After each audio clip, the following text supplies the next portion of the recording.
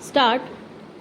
माननीय अध्यक्ष महोदय, सर्वप्रथम तो मैं आपका बहुत आभारी हूँ कि आपने मुझे अपने विचार सदन के सामने प्रकट करने का अवसर प्रदान किया है।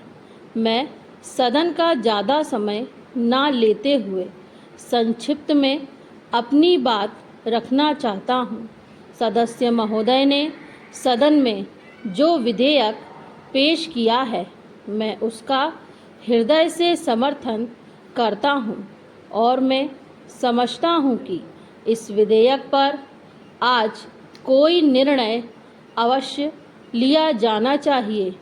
कहा जाता है कि इस देश में राजनीतिक नेता बहुत अधिक हो चुके हैं और समाज सुधारक यहाँ बहुत कम रह गए हैं। यह बात बिल्कुल सही है और मैं स्वयं इस समस्या पर कई दिनों से सोच रहा हूँ। इस देश में जो भी अच्छा आदमी होता है वह धीरे धीरे राजनीतिक क्षेत्र में चला जाता है। बड़े बड़े उपदेश तो सभी दे देते हैं कि गरीब की सहायता करनी चाहिए, किसी की वस्तु पर कब्जा नहीं करना चाहिए और किसी दुखी को बिना कारण कष्ट नहीं देना चाहिए। वास्तव में ऐसा कोई करता नहीं है। बड़े बड़े राजनीतिक नेता इन बुराइयों से अलग नहीं है। माननीय अध्यक्ष महोदय, ऐसी अवस्था में देश का किस तरह से विकास हो सकता है? दहेज प्रथा के विषय में भी मैं यह कहना चाहता हूँ कि कोई भी गरीब या अनपढ़ आदमी दहेज नहीं देता है। देश में सब बड़े नेता, सब बड़े कार्यकर्ता और सभी बड़े समाज सुधारक दहेज देते हैं। वे बड़े लोग कानून की परवाह भी नहीं करते हैं।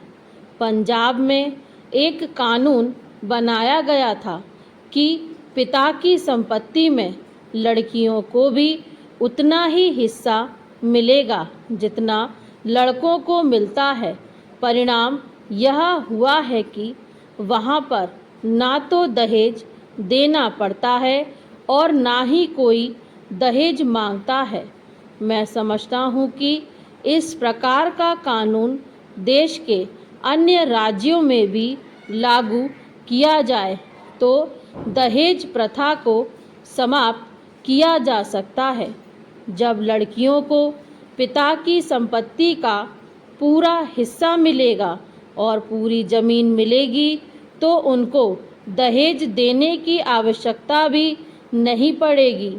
एक बात जो मैंने अभी कही है कि सबसे पहले हमें अपनी आदतों को सुधारना चाहिए। हम सभी इसमें अपना सहयोग दें। अभी तक माननीय सदस्य ने सुझाव दिया है कि दहेज देने की एक सीमा निर्धारित कर देनी चाहिए। इस संबंध में मेरा सुझाव यह है कि दहेज की कोई सीमा निर्धारित नहीं होनी चाहिए। दहेज के नाम पर कुछ भी देना अपराध माना जाना चाहिए। दहेज प्रथा को जड़ से ही मिटाया जाना चाहिए। स्टॉप।